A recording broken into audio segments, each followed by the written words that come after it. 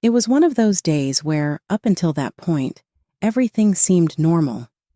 I'm Carol, and managing a hotel is essentially what I do for a living.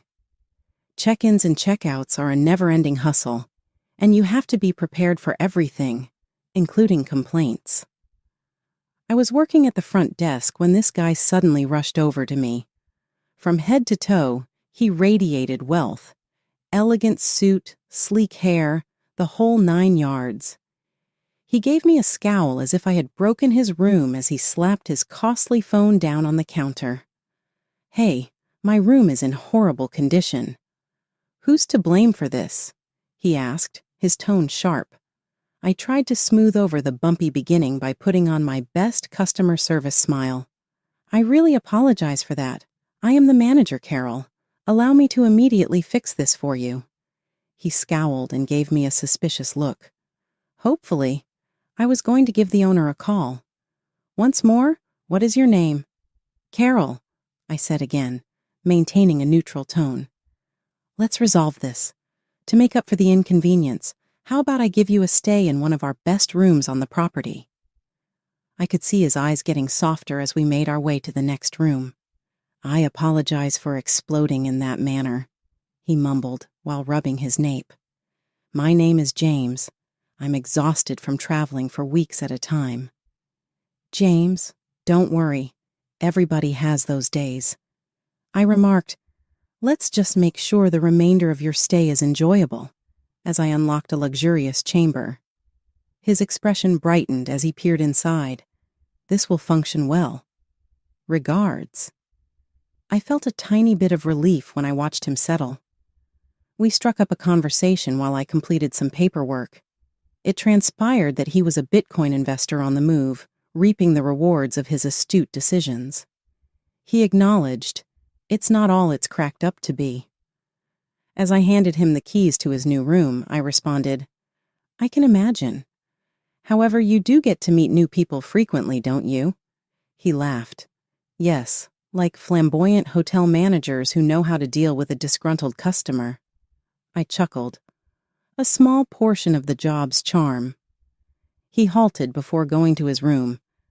"Carol, how about we go out to supper later? I owe you one for putting up with my outburst." I was a little surprised because I hadn't anticipated that. However, he appeared sincere. "Yes, James, that would be pleasant." And so it was that I found myself having dinner with a hotel visitor, discussing everything from cryptocurrency to my favorite pizza toppings. He laughed a lot, was easy to chat to, and didn't mind if I vent to him about my crazy day. After our unplanned supper today, James and I began to spend more time together. It was more genuine and unvarnished than any of those corny love stories. After my shifts at the hotel, we would get together and sometimes go out for a late-night snack or just stroll and chat till the wee hours of the morning. We were at this little dive bar one evening, the kind where the beer is always cool and everyone knows your name. Nestled at a corner booth, our conversation was muffled by the bar's drab background noise. James was fiddling with the label on his beer bottle, a habit he developed when he was thinking about something. "You know, Carol, this road life is kind of lonely, even though I've seen a lot of places and traveled a lot." I sipped some of my drink and observed him intently. "So why do it again? What's the point of not settling down?" With a brief, dry laugh, he laughed. "As you settle down, what will you do? Invest in real estate, buy a dog, and undertake Sunday lawn maintenance? I'm not like that." I shook my head and laughed. "You know, it doesn't have to be so dull. However, I understand. Freedom is difficult to give up." We settled into a relaxed silence as we just observed the activity around us. Then, without even being aware of it, I began sharing more personal details about my life with her than I had with anyone in a long time. You know, my little sister Anna and I were the only ones left when my parents passed away. I had to mature quickly in order to care for the two of us. Everything depended on me, including her life and education, so I put everything on wait. James looked at me with a serious expression. "That is a lot of weight." It must have been difficult for Carol to be given so much responsibility. Yes, it was terrible. But what can you do? You play the hand that is handed to you. I shrugged, trying not to let the tone get too serious. But you've done well for yourself, managing a hotel and all. I could tell he was attempting to lighten the situation. This time I actually laughed. Yeah, I guess managing the hotel, handling the bills, and making sure Anna got a more or less normal life. His gaze intense. He leaned forward. You're remarkable, you know that. I jokingly smacked his arm. Stop it. Yet his words warmed me on the inside. I felt seen by them. How about you then? Do you ever consider starting a family? Turning the tables on him, I questioned. James moved in an awkward way. Well, that's a difficult one, family. To put it mildly, my parents and I don't always agree. I have my root and they have their kingdom. An empire, huh? I gave him a playful shoulder bump. Sounds fancy. He smiled regretfully. Not as elegant as it may seem. More like golden handcuffs and a ton of expectations. That night, we barely stopped talking for hours. It seemed as though walls were broken down by being open with one another. It was only when the bartender began setting the chairs on the tables that I realized what hour it was. The relationship with James had been unexpectedly easy. We'd been dating for weeks, but he'd never really gotten close to me when it came to important things like where this was headed. That is, until one night when everything changed. James was asked to supper at my house. Other than when he picked me up for dates, it was the first time he had ever seen my place.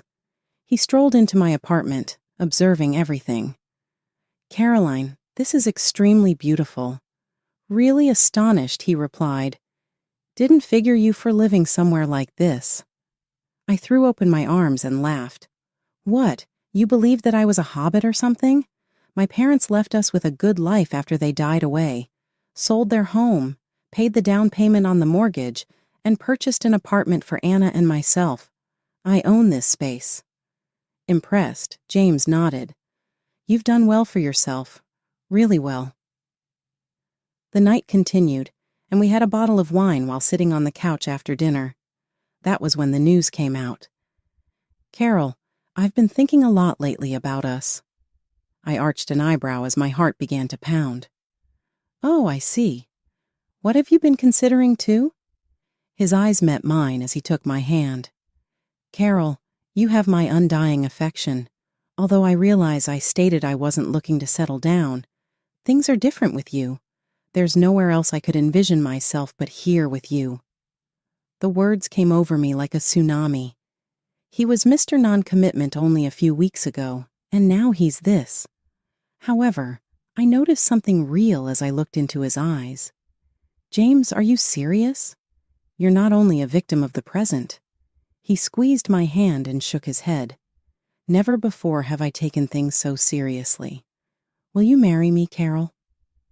Thick and weighty, the question lingered in the air. My heart was responding even before my head had a chance to register a second thought. Yes, I'll marry you. And we were engaged in an instant. James gave me a stunning ring a few weeks later. It was straightforward, yet exquisite. It was as if I had entered a dream that I didn't want to wake up from. James talked about the wedding practically right away. Carol, you deserve a wonderful thing. One evening, as we were going over expenses and venues, he stated, let's throw a wedding that no one will forget. When he suggested the financial strategy, I was dubious. I was considering organizing things myself since I have the contacts. You simply supply the money, let's say $50,000. After we buy a house together, I'll pay for our honeymoon in the most opulent hotel on the planet. The sum caused me to hesitate. I had most of it, so it was a lot. However, as I looked at him, my reservations vanished as I was overcome with enthusiasm. Okay, if you think that's best, I trust you, James. He took over the planning when I deposited the funds into his account. My heart grew as I saw him fully immerse himself in the arrangements. This was a man who had entered my life by chance, yet he already gave me the impression that he had always been there. Every night I smiled as I went to bed, thinking about how fortunate I was and how well everything was working out. As the wedding plans were picking up steam, I figured it was time James met my sister, Anna. She was the only family I had left, and her opinion mattered to me, even if she could be a handful sometimes. We decided to meet up at the local diner where Anna worked as a waitress. The bell jingled as we walked in, and Anna spotted us right away, her face lighting up. "Hey, sis," Anna waved us over. Then her eyes slid over to James. "And you must be the famous fiancé. I've heard loads about you." James flashed his $1,000,000 smile, stepping forward to shake her hand. "And you must be the beautiful sister I've been told so much about. You two could be twins." I rolled my eyes, feeling a mix of pride and annoyance. Okay, cut it out with the charm, mister." Anna laughed, but then leaned in with a mischievous glint in her eye. "So, James, are you as rich as they say? My sister sure knows how to push my buttons." "Anna," I hissed, embarrassed. She always knew how to push my buttons. James just chuckled, taking it in stride. "Well, I've done all right for myself, but Carol's right. It's not about the money, it's love that really counts." Anna raised an eyebrow, looking impressed. "Smooth talker, huh? I like him." Over the next few weeks, James proved to be the perfect gentleman. He was charming, attentive, and never made me feel like he was anything but utterly devoted to me. He didn't even bat an eye at Anna's flirtatious antics, which was a relief. One day, in the midst of all the wedding chaos, my best friend Liz and I went to a bridal salon to pick out my wedding dress. The place was draped in silk and satin, a bridal heaven. As I was being zipped into one of the gowns, I heard a familiar laugh from the next booth. Curious, I poked my head around the curtain, and there was Anna twirling in front of a mirror in a wedding dress. "Anna, what in the world are you doing in a wedding dress?" I asked, my voice echoing my bewilderment. She stopped twirling and gave me a crooked smile. "Oh, just trying some stuff on, you know, for fun." Liz, who'd come around to see what the fuss was about, chuckled. "Looks like someone's caught the wedding bug." Anna's laugh was stiff, not quite reaching her eyes. "Yeah, something like that. Let's just say I might need one sooner than you think. What are you, serious? Is there something you need to tell me?" I pressed, half amused, half concerned. "Just let it be a surprise," Anna said, her tone light but evasive. We all laughed it off, thinking she was just being her usual dramatic self. I turned back to my own reflection, the image of Anna in that wedding dress lingering in my mind, but I brushed it aside, focusing on my own big day. That day was like any other until it wasn't. James had left in a hurry after breakfast, mumbling about some meeting he couldn't miss. He forgot his phone on the coffee table, and it started buzzing like crazy just minutes after he dashed out. Curiosity got the better of me. I thought it might be something urgent about the wedding or his work. Probably just his buddy checking in, I muttered to myself as I picked up the phone. There was no password. James never bothered with one. That alone should have tipped me off that he wasn't as cautious or as clever as he liked to think. The screen lit up with a storm of messages, all from the same contact. Anna. My heart sank a bit. Why is he texting Anna so much? I opened the messages, telling myself I was just being paranoid, but the words I read burned through the screen. "I can't wait to be with you forever," Anna had written. "Forget Carol. It's you I want standing with me." And James, the man I was about to marry, replied, "Soon, love. We just need to play along a little longer. She's so clueless, it's almost funny." I scrolled through more messages, each one a stab in the heart. They talked about the wedding, about me, about how they'd use my money to start their life together once I was out of the picture. But the most disgusting thing was that Anna was pregnant by James. The room spun around me. I felt sick. My sister, my baby sister, who I'd practically raised on my own, was stabbing me in the back. And James, the man who'd promised to love and protect me, was the knife in her hand. An hour later, James came back looking flustered. "Hey, babe, see my phone?" he asked, kissing my cheek like nothing was amiss. I handed it over with a smile plastered on my face, the same one I'd worn 1,000 times before. "You left it here," I said sweetly. "Must be losing your touch, leaving your lifeline around." As he scrolled through his phone, presumably checking for missed messages, I watched him closely. Does he have any idea that I know? Does he even care? But James was oblivious, caught up in his own deceitful world. He laughed at something on his screen, and I felt my hands clench into fists. Laugh it up, James. Enjoy it while it lasts. Later that night, as we lay in bed, he was all smiles and plans for the future, our future. "It's going to be perfect, Carol. This wedding, our life together, you'll see." I turned to face him, my heart a battleground of love and longing.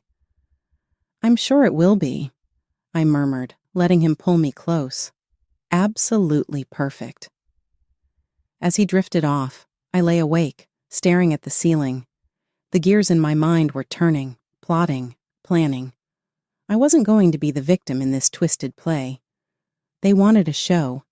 I'd give them one they'd never forget. But first, I had to act the part of the doting fiancé just a little longer. The day of the wedding had arrived, and with it, a performance worthy of an award. The grand hall was filled with flowers, and our guests whispered excitedly, none the wiser of the drama about to unfold. Just as we were about to exchange vows, the doors at the back of the hall burst open. Anna, in a wedding dress, marched up the aisle like she owned the place.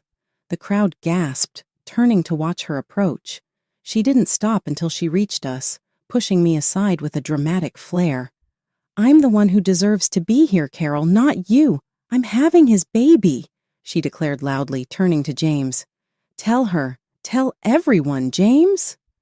James let go of my hand and laughed, a harsh, ugly sound that echoed off the walls.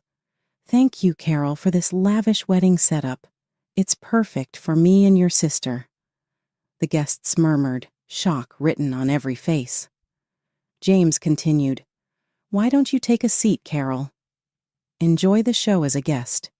His words were meant to wound, but I simply smiled, stepping back gracefully. "Of course I wouldn't miss it for the world," I said, my voice calm and even. Their smug smiles faltered, confusion flickering as I walked away without a scene.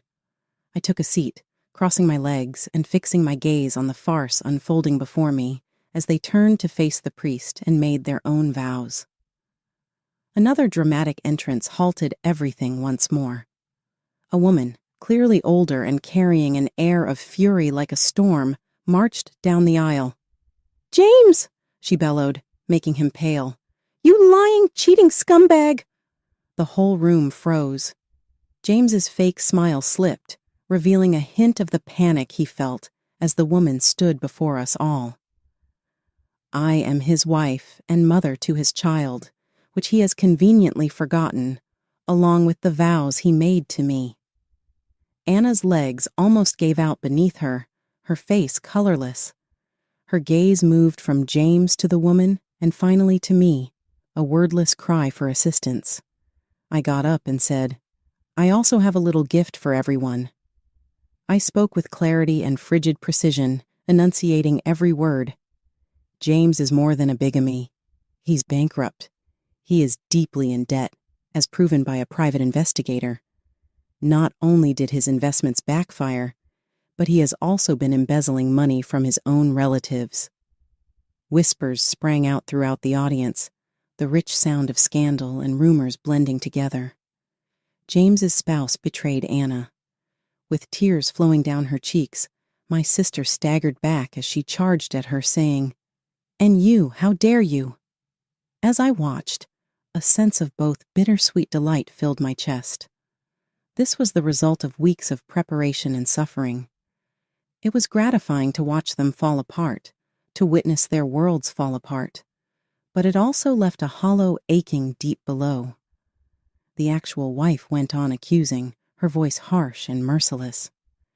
"You think he would build something with you when he left us with nothing? Girl, get up." Anna sobbed as her ideal wedding descended into a horror. James tried to talk so he could maintain some semblance of dignity, but his wife gave him a hard smack across the cheek, and the sound of the cracking sharply echoed into the hallway. James's parents, an additional pair of unexpected guests, barged through the doors just as the guests were starting to digest the startling disclosures. The old couple, their features furrowed with surprise and wrath as they took in the sight before them, looked every inch the part of a frustrated nobility.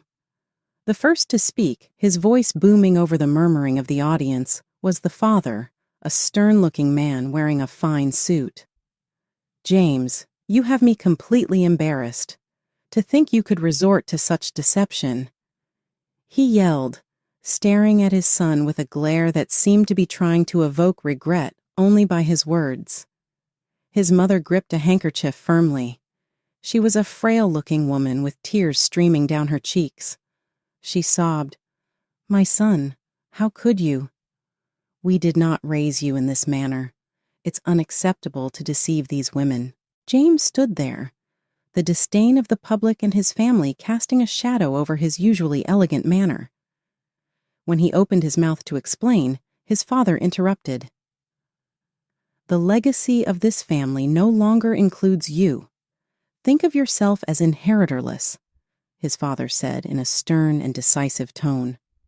Once again, the room descended into mayhem as guests pulled out their phones, probably filming the end of my ideal wedding. I brought James to court in the ensuing weeks.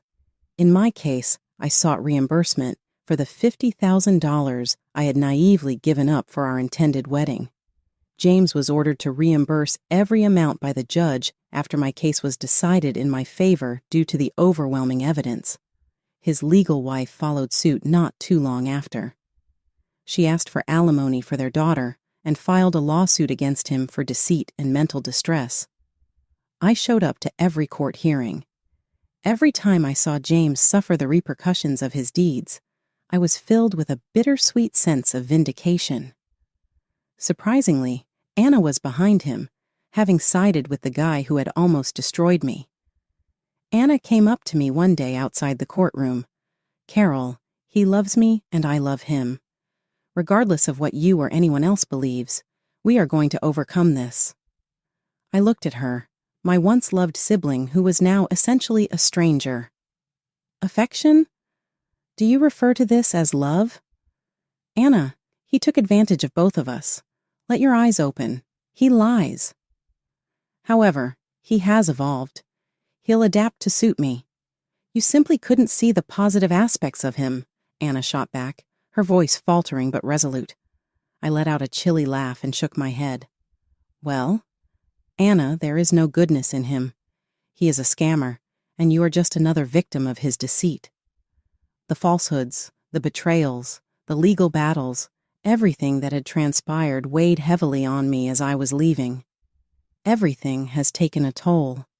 There was, nevertheless, an odd feeling of resolution. I had shown his true colors to the world, and the man who had sworn he would love me had exhibited them. With a ghostly hush and a trail of unfulfilled promises and obligations in his wake, James quietly left town, closing the final chapter of their narrative. Before disappearing, he had managed to pay his debts to both me and his legal wife, maybe believing it would clear his record.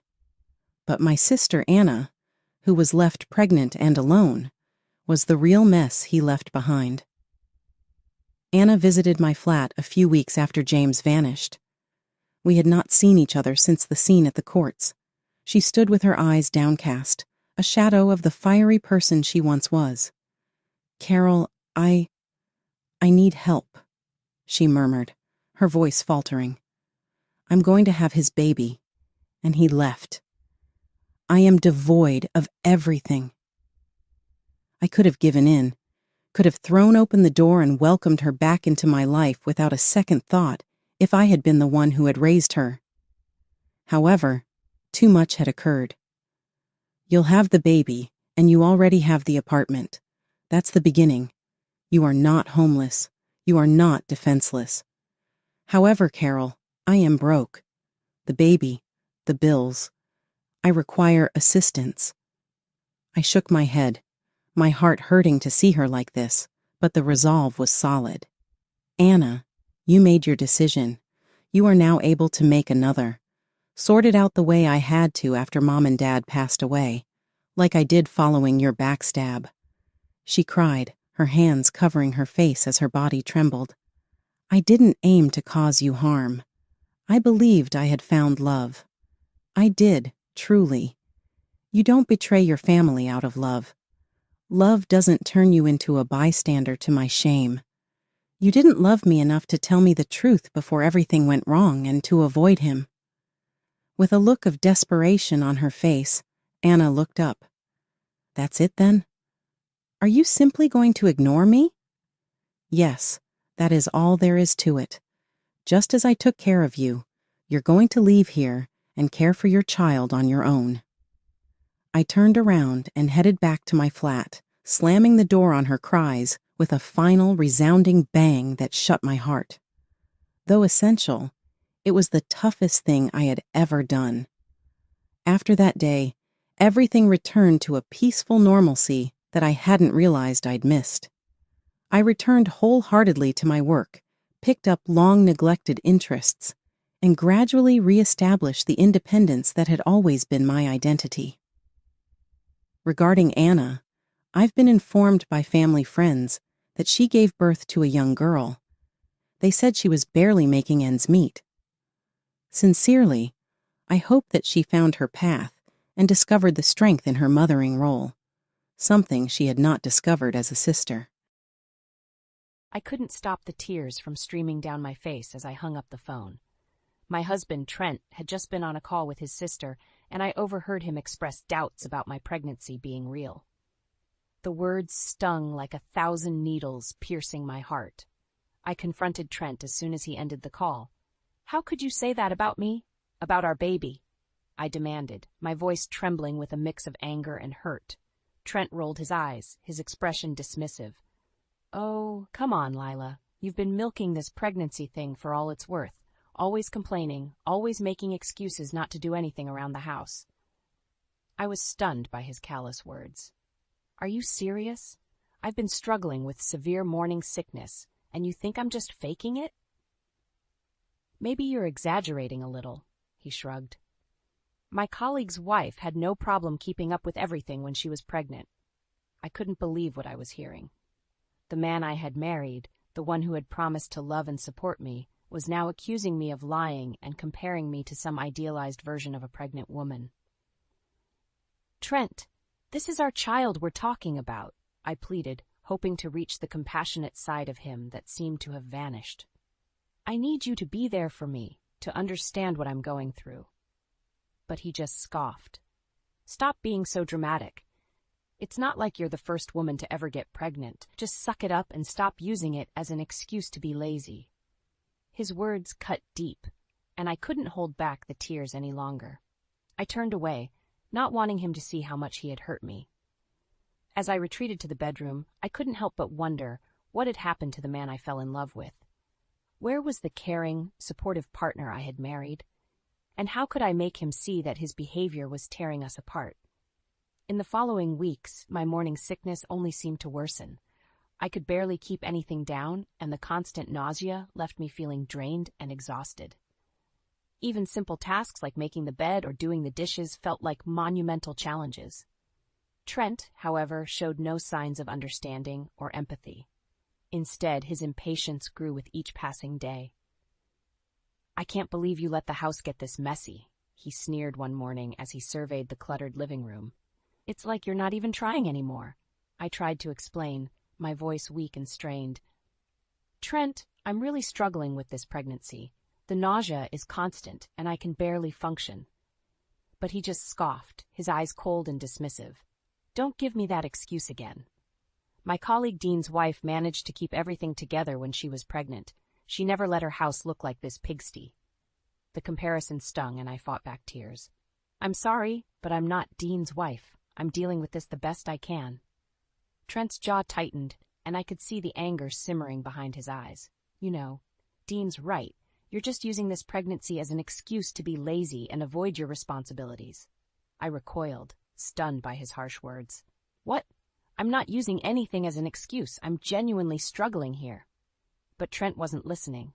He just shook his head in disgust. You're pathetic. I can't believe I married someone so weak and useless. His words cut me to the core, and I couldn't hold back the tears any longer. I fled to the bedroom, sobs racking my body. As I buried my face in the pillow, trying to muffle the sound of my anguish, I couldn't help but wonder how things had gone so wrong. Who was this cruel, heartless man, and what had happened to the loving, supportive partner I had married?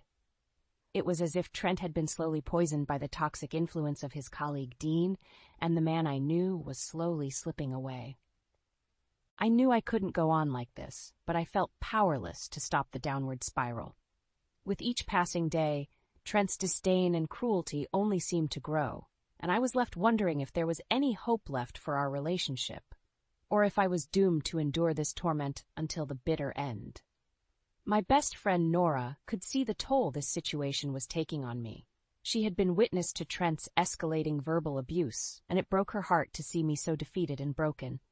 One afternoon she came over unannounced, her face etched with concern.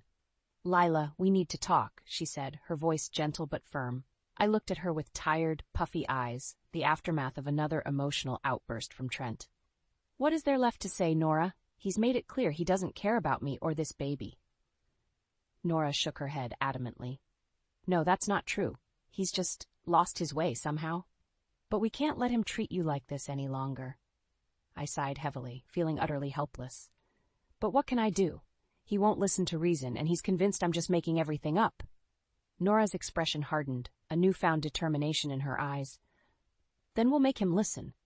I've been recording some of his outbursts on my phone. My eyes widened in surprise. You? What, Nora?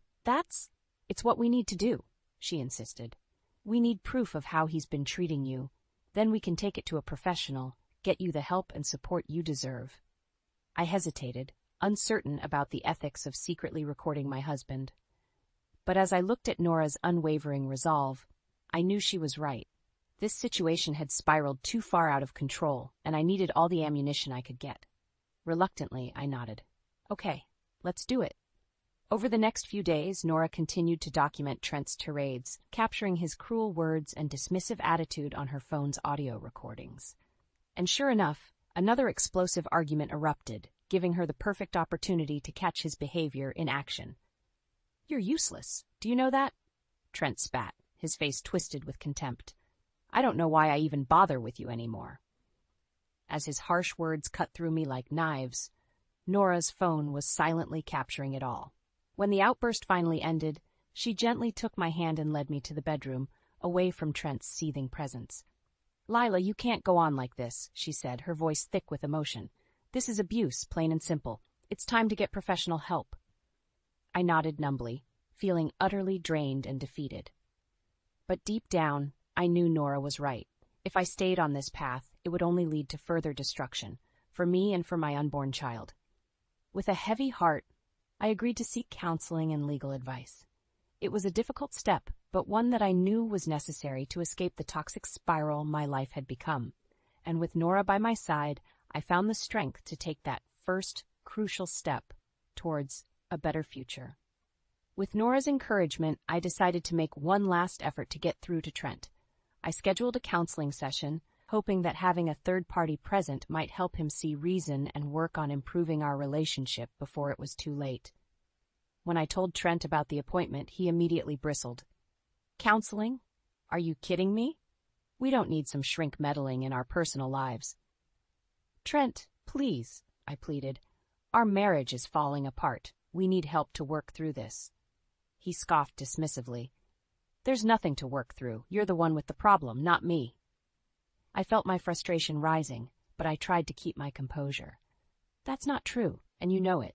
Your behavior towards me has been inexcusable, and it's only getting worse. Trent's eyes narrowed, and I could see the anger simmering behind them. So, what, you're going to gang up on me with some therapist now? Make me out to be the bad guy? No one's trying to gang up on you, I said, struggling to remain calm. I just want us to talk this through, with someone impartial there to help us communicate. But Trent was having none of it. He shook his head vehemently. Forget it. I'm not doing this. The day of the appointment arrived, and despite my pleas, Trent refused to come. I went alone, feeling defeated and hopeless. The therapist, Dr. Miller, was kind and understanding as I explained the situation. Your husband's resistance is not uncommon in cases like this, she said gently. But it's important that you don't give up. She suggested trying a different approach, one that might make Trent feel less cornered and defensive. Invite him to a session under the guise of discussing your concerns about the pregnancy and his role as a father. That way, it doesn't seem like an attack on him personally. I agreed to try her suggestion, though I couldn't help but feel skeptical. Trent had become so entrenched in his behavior, so unwilling to see reason, that I doubted anything would get through to him at this point. Still, I persisted, extending the olive branch once more. Trent, I know you're feeling overwhelmed about becoming a father, I said gently. Why don't we go talk to someone about it? Get some advice on how to prepare and what to expect? To my surprise, he agreed, though his demeanor remained guarded and tense. I should have known better than to get my hopes up. The session was a disaster from the start. Trent sat in sullen silence, arms crossed defiantly as Dr. Miller tried to engage us in conversation. When she probed about our relationship struggles, he exploded. This is a waste of time, he shouted, his face twisted with rage. You're just trying to turn me into the bad guy here, aren't you? Dr. Miller tried to calm him, but it was no use. Trent stormed out, leaving me devastated and ashamed.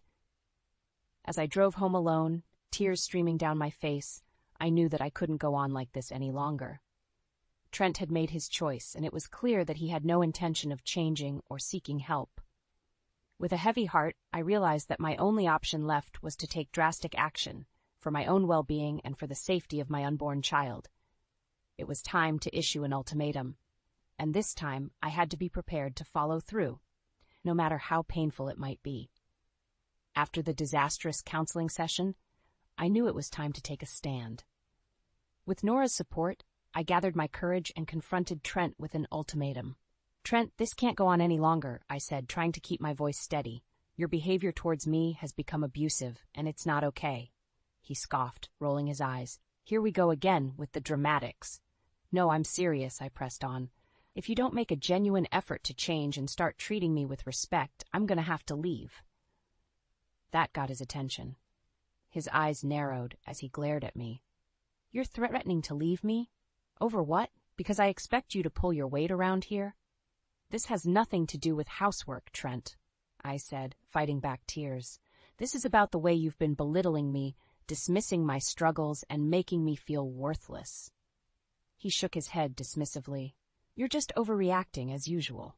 I took a deep breath, steeling my resolve. I'm not overreacting. This is about preserving my self-worth and protecting our child from growing up in a toxic environment. So what's it going to be? Are you going to make an effort to change or not? For a moment Trent seemed conflicted, but then his expression hardened. Fine, he said curtly. I'll play along for now, but don't think this means you've won.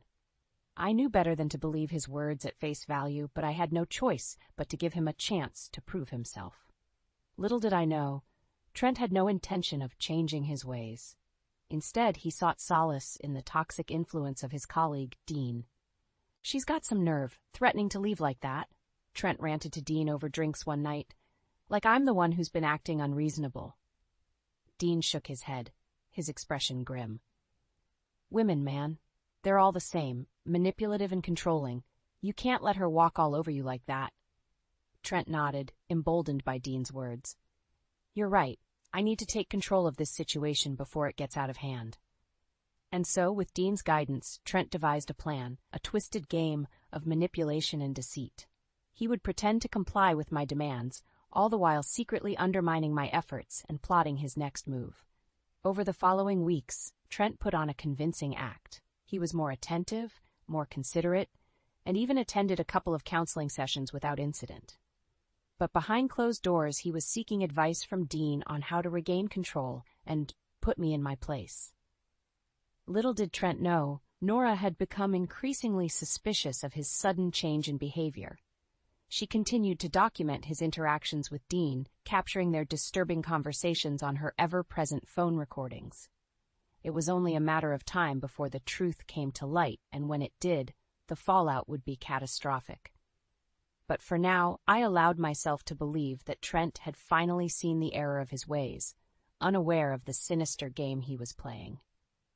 A game that would ultimately lead to his downfall.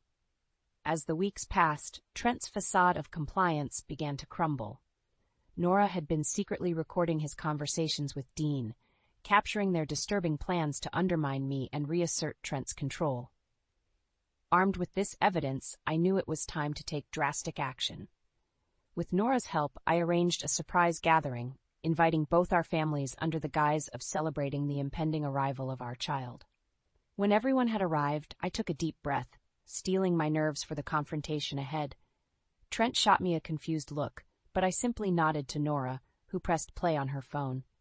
The recordings filled the room, Dean's poisonous words echoing loud and clear. "You can't let her walk all over you like that. Women are all manipulative and controlling." Gasps and murmurs rippled through the room as our families listened in horror. Trent's face drained of color, realizing he had been caught red-handed. "Is this true, Trent?" his sister asked, her voice trembling with disbelief. "Have you really been treating Lila this way?" Trent opened his mouth to protest, but I cut him off, playing another recording, this time his own words. "She's got some nerve, threatening to leave like that. I need to take control of this situation before it gets out of hand." The room fell silent, the weight of his cruelty and deceit hanging heavy in the air. Trent's family looked at him with a mix of disappointment and disgust, while my own family rallied around me, offering support and comfort. Finally, Trent's sister spoke up, her voice thick with emotion. "Lila, I'm so sorry. I had no idea. Trent, how could you do this to her, to your own family?" But Trent remained defiant, his face twisted in a sneer. "She's been manipulating all of you. Can't you see she's just playing the victim here?" I shook my head, feeling a strange sense of calm wash over me. "No, Trent. The only one manipulating here is you. And now, everyone can see the truth." With that, I played the final recording, a damning conversation between Trent and Dean, discussing strategies to wear me down and assert his dominance. The room erupted in outrage, my family and Trent's alike, condemning his actions and rallying around me. In that moment, I knew I had won. Not just the battle, but the war. Trent's mask had finally slipped, revealing the ugly truth of his character. And as he stood there, surrounded by the people who had once trusted and loved him, he had nowhere left to hide. His sister approached me, tears in her eyes. "Lila, I'm so sorry. You didn't deserve any of this. We're here for you, whatever you need." And just like that, the tides had turned. Trent's carefully constructed web of lies had unraveled, leaving him exposed and alone, while I found myself surrounded by a support system stronger than I could have ever imagined. As I looked around at the faces of my loved ones, united in their condemnation of Trent's actions, I knew that this was just the beginning. The road ahead would be long and difficult, but with their help, I would find the strength to break free from this toxic cycle once and for all, no matter what it took. In the aftermath of the confrontation, my family rallied around me, offering unwavering support. With their encouragement, I made the decision to leave Trent, for good. My sister opened her home to me, providing a safe haven as I began the process of filing for divorce. "You don't have to go through this alone," she assured me, wrapping her arms around me in a comforting embrace. As news of Trent's despicable behavior spread, he found himself increasingly ostracized. His colleagues at work, once impressed by his charismatic persona, now looked at him with thinly veiled contempt. Respecting women and valuing integrity were core values in his profession, and Trent had violated them in the most egregious way. Even Dean, his once trusted ally, distanced himself, realizing that his toxic influence had gone too far. Trent had become a pariah, his reputation in tatters. Meanwhile, I found strength in the solidarity of my loved ones. Nora, my steadfast friend, was by my side every step of the way, offering a listening ear and a shoulder to lean on when the emotions became overwhelming. As the divorce proceedings unfolded, the evidence of Trent's emotional and psychological abuse proved damning. The recordings Nora had collected, coupled with witness testimonies from our families, painted a clear picture of his abusive behavior. Faced with the irrefutable proof of his cruelty, Trent had little recourse. His attempts to gaslight and manipulate fell flat, as the truth had already been laid bare.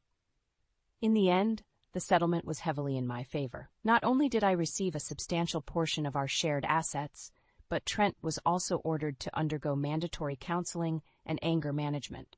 A small victory, but a vindication nonetheless. As I signed the final divorce papers, a weight lifted from my shoulders.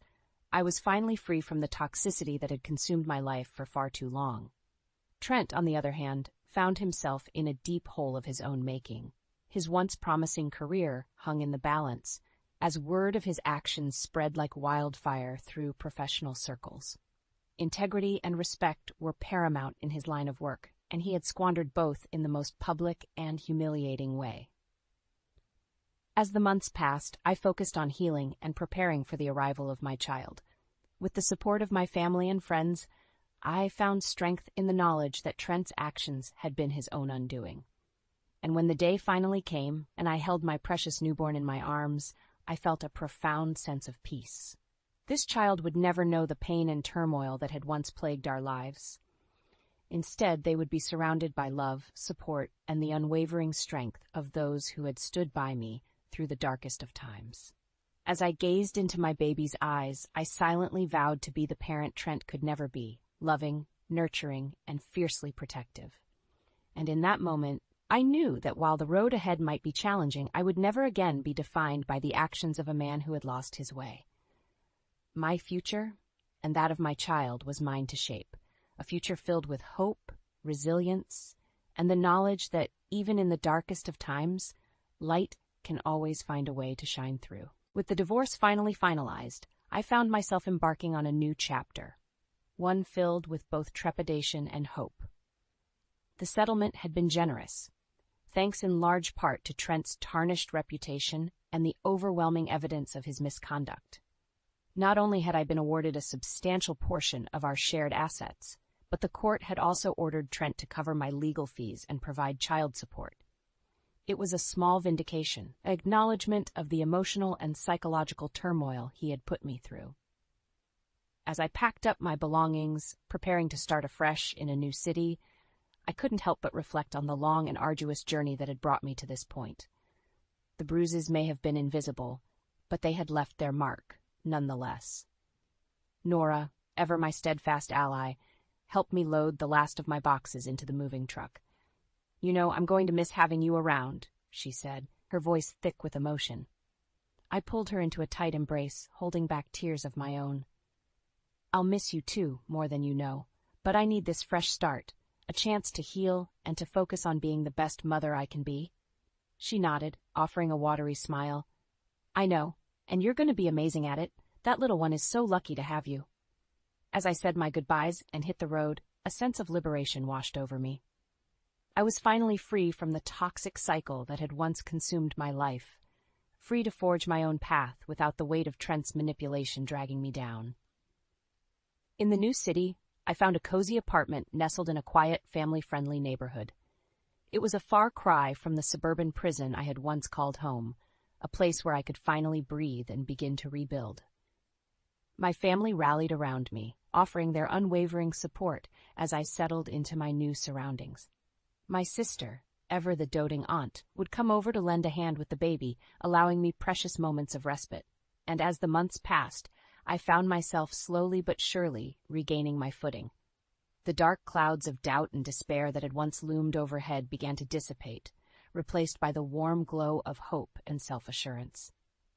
I even reconnected with an old friend from college, Sarah, who had recently moved to the area with her own family. Our shared experiences as single mothers forged an unbreakable bond, and we quickly became each other's greatest source of strength and solidarity. "You're a warrior, Lila," Sarah would often remind me during our coffee dates. "What you've been through would have broken most people, but you refused to let it define you." And she was right. Despite the darkness I had endured, I had emerged on the other side, stronger and more resilient than ever before. Trent's actions had been a desperate attempt to break my spirit, but in the end, they had only served to harden my resolve. As I watched my child grow and thrive, surrounded by a loving support system, I couldn't help but feel a sense of profound gratitude. This was the life I had fought for, the future I had sacrificed so much to secure. And in those quiet moments, when my little one would gaze up at me with eyes full of innocent wonder, I knew that every tear, every heartache, had been worth it. For in their unblemished gaze, I saw not just the promise of a better tomorrow, but the reminder that even in our darkest moments, love and resilience can ultimately prevail. The sound of packing tape ripping through silence feels like someone tearing apart my life, strip by methodical strip. I stand frozen in our bedroom doorway, watching Mark seal another cardboard box. He hasn't noticed me yet, too focused on his careful labeling system, the same attention to detail that once made me fall in love with him. I'm Clara, and this is the moment my marriage ends. Not with the dramatic flair of a soap opera, but with the mundane sound of packing tape and marker squeaks. Were you planning to tell me, or just disappear while I was at work? My voice comes out steadier than I feel. Mark startles, dropping the marker. It rolls under our bed, the bed we picked out together at that overpriced furniture store his mother hated. "You're home early." Clearly not early enough. I step into the room, my heels clicking against hardwood. Each step feels like I'm walking through molasses. "How long have you been planning this?" He doesn't answer immediately, just runs his hands through his hair, a nervous tick I used to find endearing. "Clara, we both know this isn't working. Do we? Because I must have missed that conversation." I pick up one of his precisely labeled boxes. "Winter clothes." It reads in his perfect architect's handwriting. "When exactly did we decide this?" Mother thinks, "Of course." I laugh, but it sounds more like breaking glass. Vivian thinks, Vivian says, Vivian knows best. "Tell me, Mark, do you even breathe without checking with her first?" His face hardens. "That's not fair." "Fair?" I set the box down hard enough to make him wince.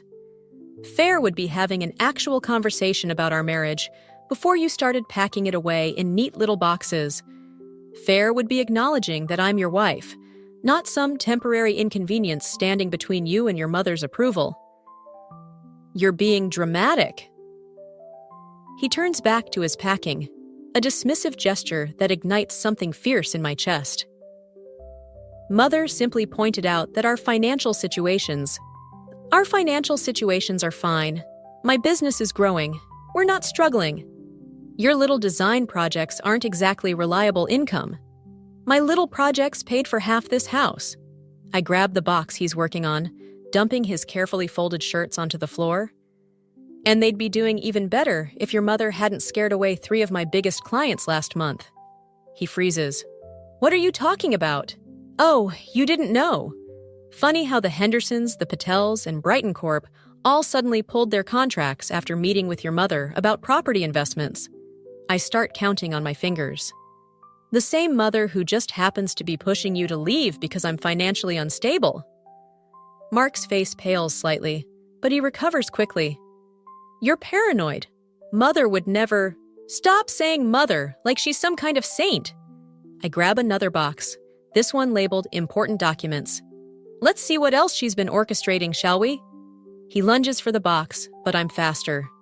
Inside, beneath bank statements and insurance papers, I find a folder I've never seen before. The contents make my blood run cold. Detailed reports of my business dealings, copies of emails between my clients, even photos of me meeting with competitors. "She's been having me followed?" My hands shake as I flip through the papers. "It's not what you think." Mark reaches for the folder, but I step back. Mother was just concerned about our future. She wanted to make sure that I was properly destroyed before you left me.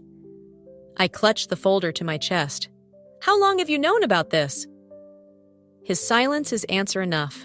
Get out! My voice is ice now, all the heat of anger crystallizing into something harder. Take your boxes and get out. But these... I wave the folder. These stay with me. Clara, please. I said get out! I throw the empty box at him. It bounces harmlessly off his chest, but he flinches as if I'd struck him. Go run to Mommy. Tell her she won, but make sure you tell her something else too. I step closer, lowering my voice. Tell her she just made the biggest mistake of her life. Mark stares at me for a long moment, then silently begins gathering his boxes. As he walks past me, he pauses. I'm sorry it ended this way. No, I say, watching him leave. You're not sorry it ended this way. You're just sorry I found out this way. The front door closes with a quiet click, but in my mind, it echoes like a gunshot. I sink onto our bed, my bed now, still clutching the folder of surveillance reports.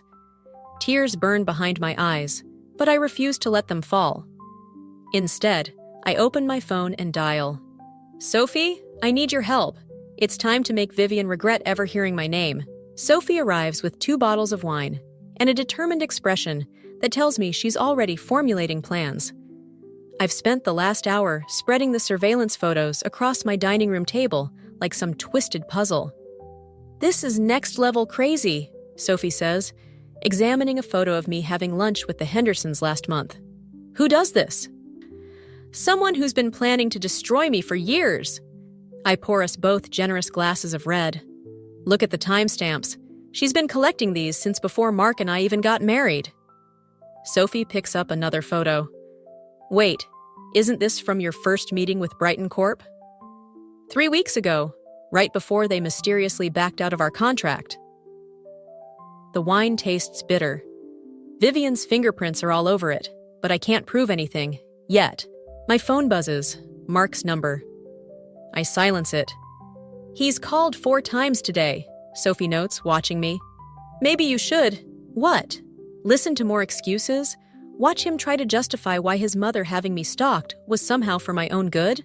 I grab one of the surveillance reports. Did you know she had someone track my business expenses for the past year? Every client meeting, every supply purchase, every late-night design session, all carefully documented to paint me as financially irresponsible. The doorbell rings. Sophie and I exchange glances. If that's Mark, I swear. I start, but Sophie's already heading to the door. I hear murmured voices, then Sophie returns with an envelope. Special delivery from the Dragon Lady herself. The envelope is heavy, expensive paper, with Clara, written in Vivian's precise handwriting. Inside is an invitation to her annual charity gala next weekend, along with a handwritten note. Dear Clara, I trust you'll handle this unfortunate situation with the dignity expected of someone who was, however briefly, part of our family. The gala would be an excellent opportunity to demonstrate that maturity. Vivian. She can't be serious, Sophie says, reading over my shoulder. I start laughing, the sound sharp and hollow.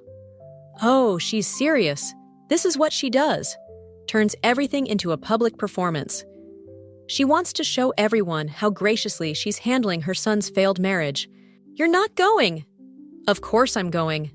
I grab my laptop. In fact, I'm going to make sure it's a night Vivian never forgets. Sophie sits beside me. Clara, wait. What are you thinking?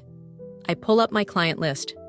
Remember Thomas Chen, the tech millionaire whose startup I did branding for last year? The one Vivian tried to poach for her new development project? Exactly.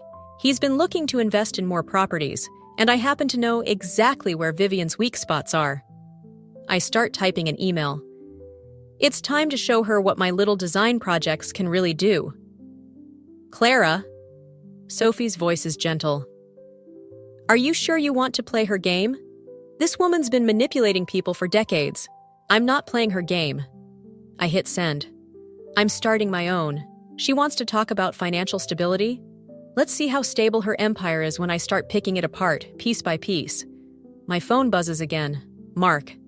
This time I answer. Clara, please, he starts. Mother says, I got the invitation. I cut him off. Tell her I'll be there. You will? He sounds surprised, then suspicious. Why? Because that's what family does, right? Shows up for important events? I keep my voice sweet, knowing Vivian's probably listening. I wouldn't want to disappoint your mother. There's a long pause. Clara, whatever you're planning. Goodbye, Mark. Give my love to your mother. I hang up and find Sophie watching me with concern. You know this could get ugly. It already is ugly. I pull up another email, this one from the Hendersons, canceling a project we'd been planning for months. Vivian just doesn't realize it yet. My phone pings with a response from Thomas Chen. He's interested in meeting. Perfect, I murmur, then look at Sophie.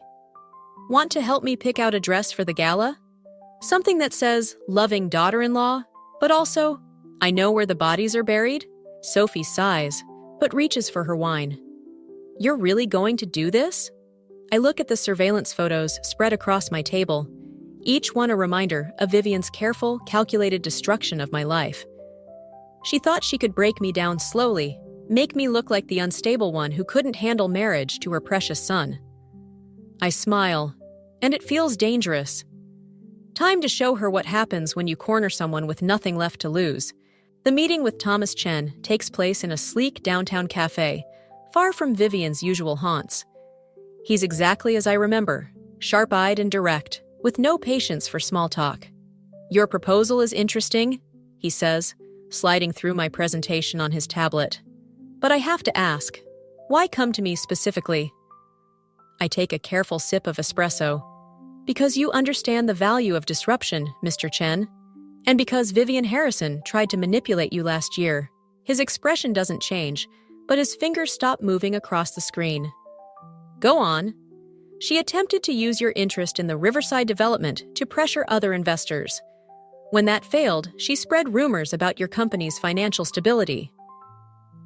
I pull out my phone, showing him the relevant emails from my surveillance file. She cost you that deal. And now you're suggesting we work together to cost her something in return. He studies me over his cup. This feels personal. Everything Vivian does is personal. That's her weakness. I lean forward. The Davidson project she's been bragging about? It's built on false projections. I have proof. Before he can respond, movement near the cafe's entrance catches my eye. Mark walks in with his realtor friend, James. They haven't noticed me yet. Excuse me, I murmur to Thomas, sliding lower in my seat. But it's too late. Clara? Mark sounds surprised, then suspicious as he spots Thomas. What are you doing here? I straighten up, forcing a smile. Business meeting. You remember Thomas Chen? Mark's face pales slightly. Mr. Chen, I didn't realize you and Clara were acquainted. We go way back, Thomas says smoothly. Your wife's talent for spotting opportunities is remarkable. Ex-wife, Mark corrects quickly. And speaking of opportunities, I hope she mentioned that any business ventures in this area should really go through Vivian? I interrupt. Like the Riverside deal did? James tugs at Mark's sleeve. We're going to be late for that appointment. Actually, Thomas stands, gathering his things. I believe we're finished here. Clara, I'll have my team draw up the contracts. Your insight into local dynamics has been invaluable. After they leave, Mark rounds on me. What are you doing? Business, I repeat. You know, those little projects your mother's so concerned about? Stop it! He grabs my arm as I try to leave. Whatever you're planning with Chen. I wrench away. Don't touch me. You lost the right to question my business decisions when you let your mother destroy them. She was trying to protect our family's interests. Your family's interests. My laugh draws stares from nearby tables. Tell me, Mark, did those interests include having me followed, photographed, having my clients threatened? He runs a hand through his hair. That familiar gesture that used to mean stress, but now just reminds me of manipulation. It wasn't like that. Mother only wanted. I know exactly what she wanted. I gather my things, hands shaking slightly. And now she's going to get it. Just not the way she expected. My phone buzzes. Sophie, sending details about the charity gala. Another message pops up from Thomas. Meeting set with Davidson investors. Tomorrow. Clara? Mark's voice has softened. Please don't do anything rash. Mother can make things very difficult. More difficult than destroying my marriage? My business? My reputation? I show him the surveillance photos on my phone. How much more difficult can it get, Mark? He stares at the photos, recognition flickering across his face. Where did you get these? From the files you left behind. The ones documenting every move I've made for the past 3 years. I lean closer, dropping my voice. Did you enjoy reading them? Did you and Vivian sit together, planning how to break me down piece by piece? It wasn't. I didn't. He stops, looking lost. I just wanted everyone to be happy. Well, congratulations. Your mother's happy. You're free to be her perfect son again. I start walking away, then pause. Oh, and Mark? Tell her I'm looking forward to the gala. I have so many people I want to introduce her to. Outside, I take deep breaths of cold air until my hands stop shaking. Thomas's message still glows on my screen, promising the first real crack in Vivian's carefully constructed empire. My phone buzzes again. Sophie. How did it go? She asks. I watch through the cafe window as Mark makes a call, his movements agitated. Probably warning Vivian. Better than expected, I answer. The game's changing, Sophie, and Vivian's about to learn she's not the only one who knows how to play. The Davidson investors meeting feels like a chess match, where every piece is made of glass. I sit quietly, watching Thomas Chen methodically dissect Vivian's project projections, while her face grows increasingly rigid. These numbers seem optimistic, Thomas says, tapping the spreadsheet, particularly given the current market conditions. I notice Vivian's perfectly manicured nails digging into her leather portfolio. She doesn't look at me, but I feel her awareness of my presence, like static electricity. The projections are sound, she replies smoothly. I've personally overseen every aspect of this development, so including the environmental impact reports. I slide a folder across the table, because these documents tell a rather different story. The room temperature seems to drop 10 degrees. Vivian's eyes finally meet mine, and I see something I've never witnessed before. Fear.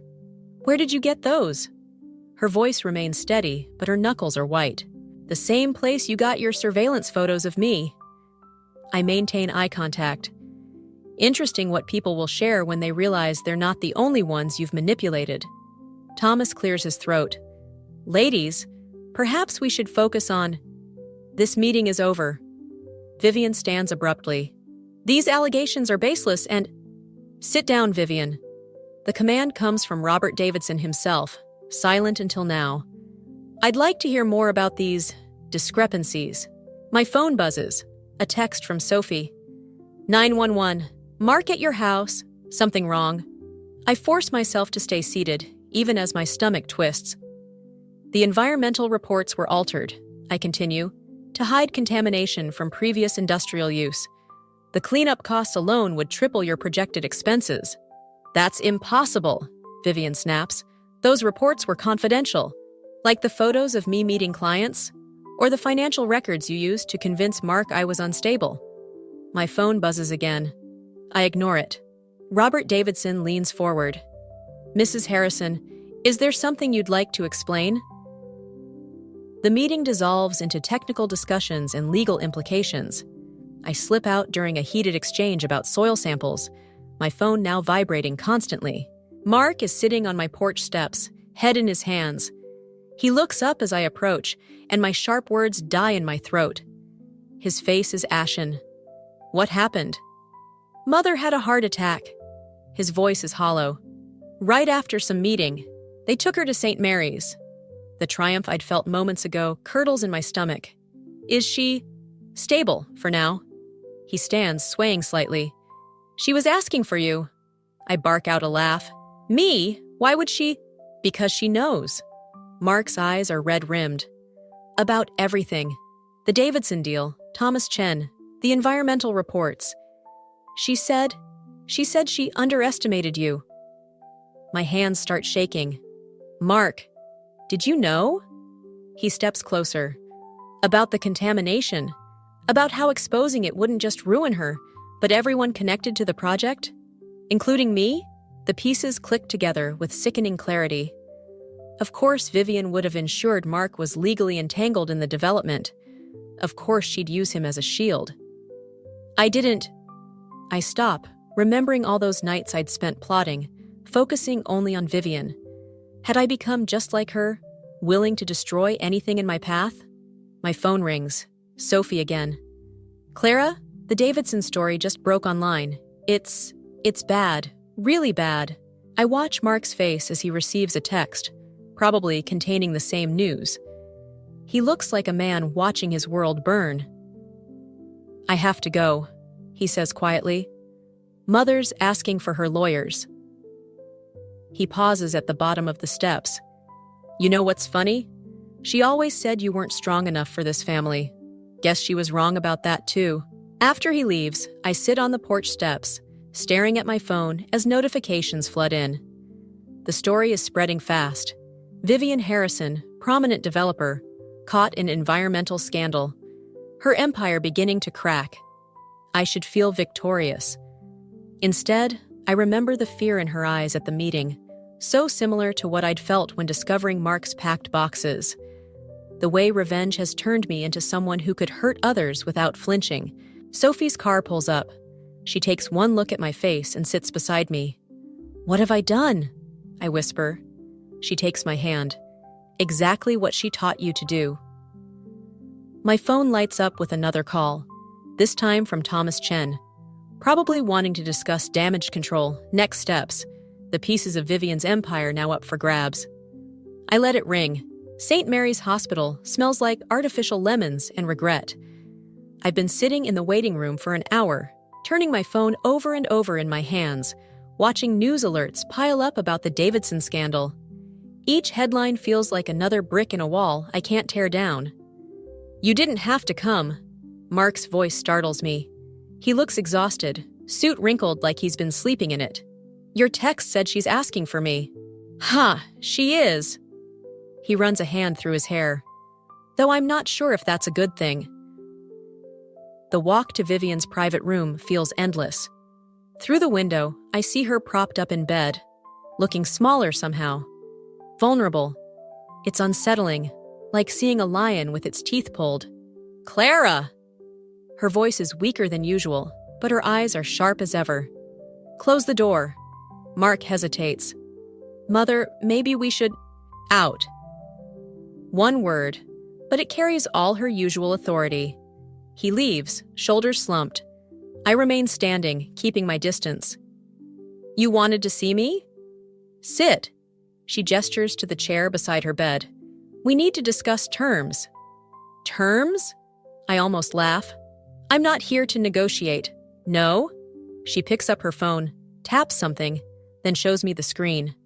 My breath catches. It's an email chain between Mark and several Davidson project investors, dating back months. His signature on documents he shouldn't have signed. Proof of his involvement in the cover-up. You really think I wouldn't have insurance? Her smile is thin. Mark's fingerprints are all over this. One call, and he goes down with me. My hands clench. You'd destroy your own son? To protect him from himself? In a heartbeat. She sets the phone down. The question is, would you? The monitor beeps steadily in the silence. Through the window, I see Mark pacing in the hallway, phone pressed to his ear. Probably talking to lawyers already. What do you want? Retraction, public statement claiming your evidence was misconstrued, technical error in the environmental reports. She lists each point like she's ordering dinner. In exchange, these emails disappear. My phone buzzes. Thomas Chen again.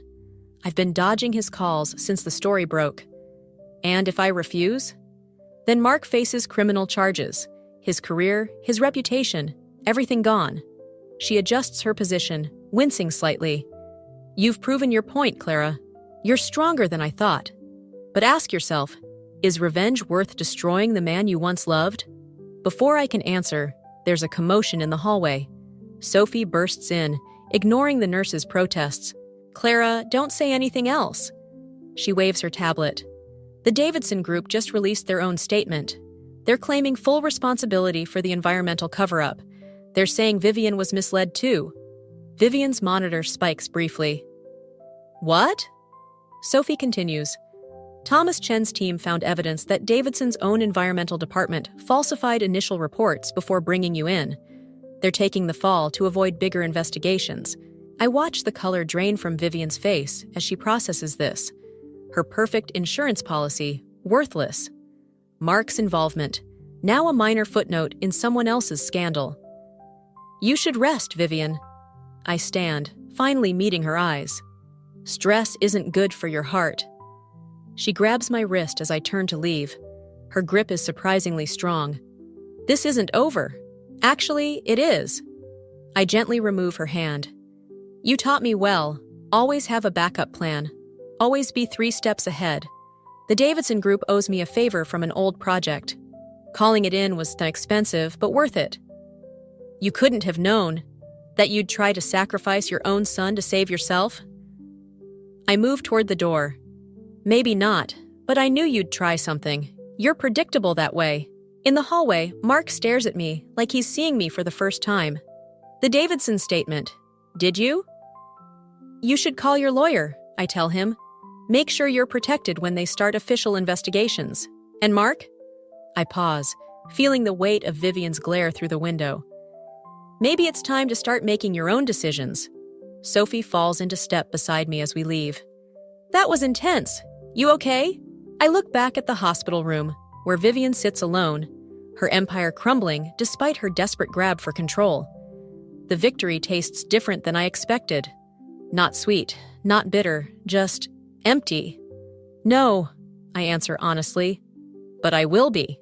My phone buzzes again, another news alert about the scandal. I switch it off without reading it. Some victories don't need an audience. The charity gala feels like walking into a beautifully decorated trap. Crystal chandeliers throw fractured light across faces I've known for years. Clients, competitors, friends who've chosen sides in the wake of the Davidson scandal. Their whispers follow me like perfumed shadows. Quite brave of her to show up. Did you hear about Vivian's condition? I heard she orchestrated the whole thing. Sophie squeezes my arm. We can still leave. No. I straighten my spine, gripping my champagne flute like a shield. This is exactly where I need to be. Across the room, Mark stands with a group of investors, his usual confidence replaced by something more brittle. He catches my eye, then quickly looks away. The gesture feels like a preview of what's to come. Clara! Thomas Chen materializes beside me. A word? We move to a quieter corner, where the orchestra's music provides cover for conversation. His expression is grave. The Davidson Group is retracting their statement. The champagne turns sour in my mouth. They can't. We had a deal. They found better terms elsewhere. He glances meaningfully across the room, to where Vivian has just entered, looking remarkably recovered. She's speaking with Robert Davidson himself, their heads close together. That's impossible. The evidence has been re-examined. Thomas's voice is carefully neutral. New experts suggest different interpretations. My hands are tied. The room suddenly feels too warm, too crowded. When? The announcement goes out tomorrow morning. Clara. He hesitates. You might want to prepare for... Clara! Vivian's voice cuts through the murmur of conversation. She's walking toward us, Robert Davidson in tow. I'm so glad you came. We have something to discuss. The crowd parts around them like water. I feel dozens of eyes watching, waiting for the drama to unfold. This is what Vivian does best, turns private wars into public spectacles. I'm not interested in... Oh, but you should be. Her smile is razor sharp. Robert has just shared some fascinating insights about certain manipulated documents, Apparently, someone went to great lengths to create a very specific narrative.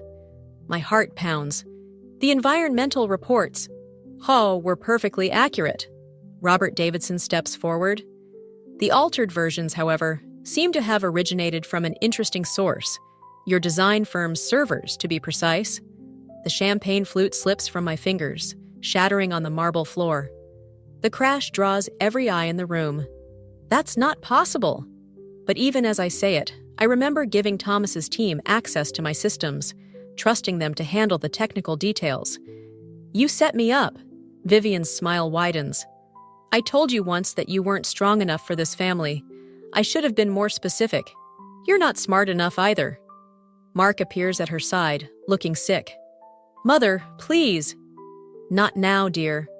She turns to the gathering crowd. I want to thank everyone for coming tonight. As you may have heard, I've had some health challenges recently, but they've helped me realize what truly matters: family, loyalty, and truth. The word truth falls like a hammer. Several phones are out now, recording. Tomorrow's headlines writing themselves in real time.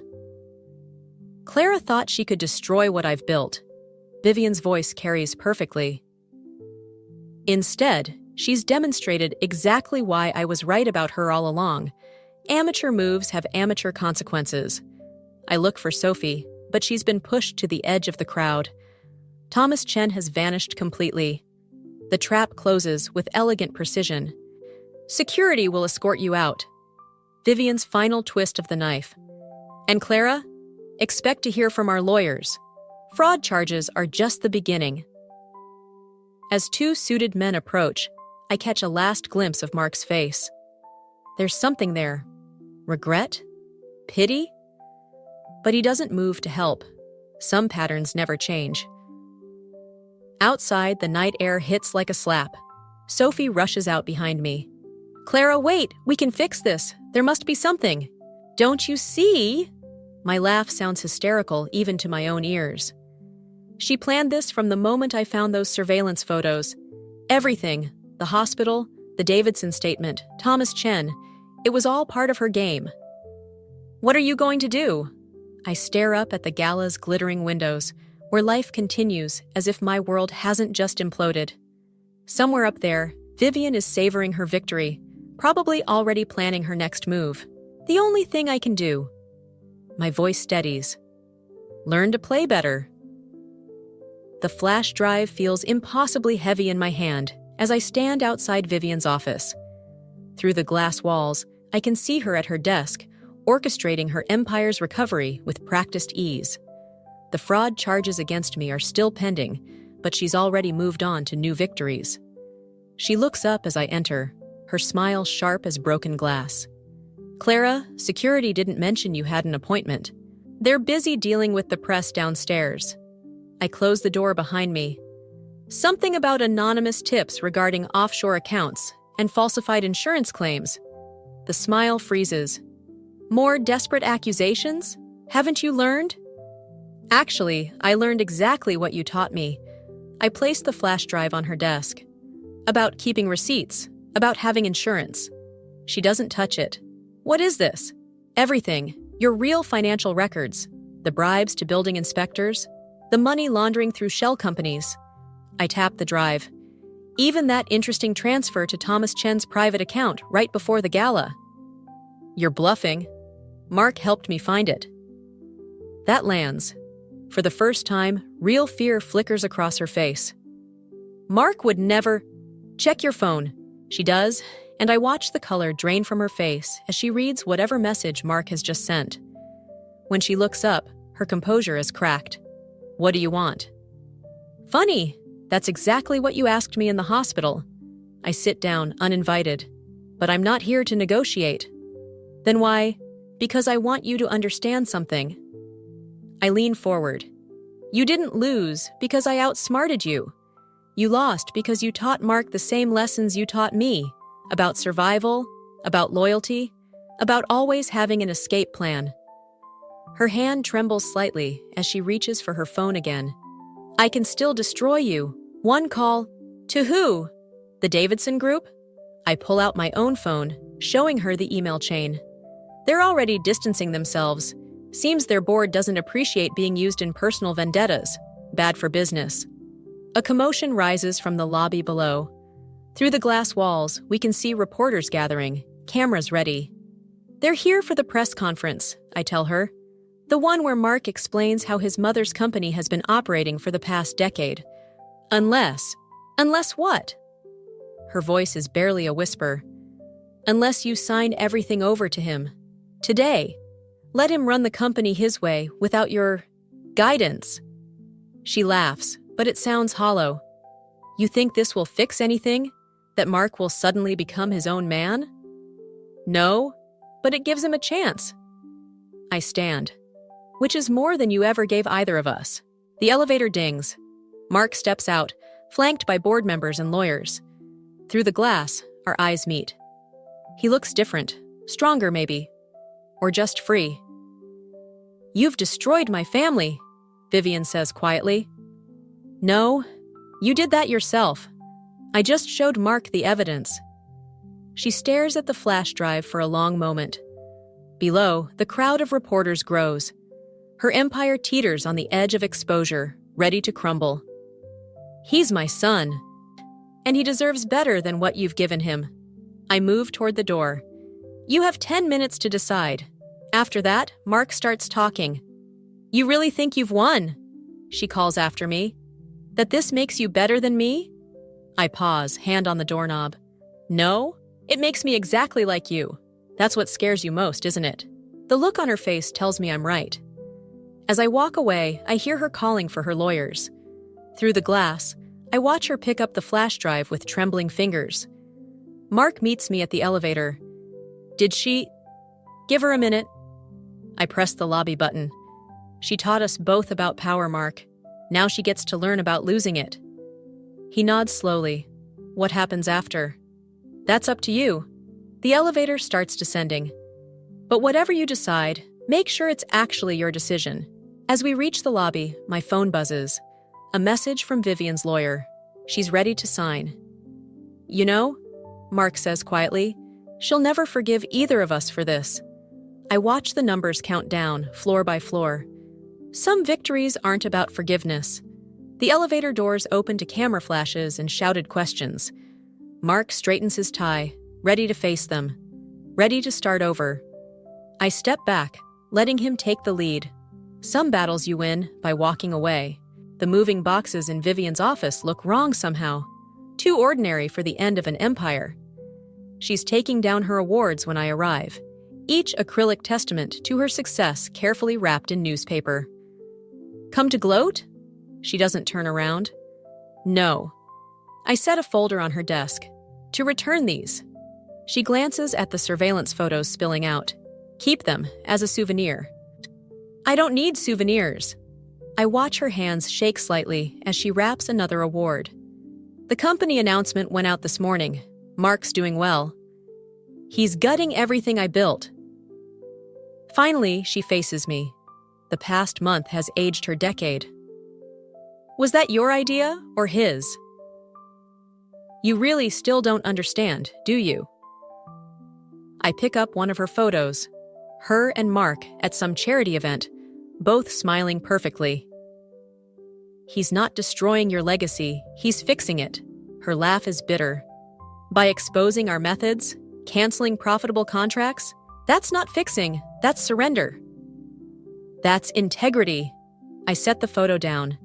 Something you taught him to fake so well, he finally wanted the real thing. A knock interrupts us. Mark stands in the doorway, looking uncertain. These days, he always looks uncertain when his mother's involved, like he's still learning to trust his own judgment. The board meeting's starting, he tells her. They're waiting for your formal resignation. Vivian straightens her jacket. Armor for one last battle. I suppose you'll both enjoy watching this. Actually, I'm leaving. I move toward the door.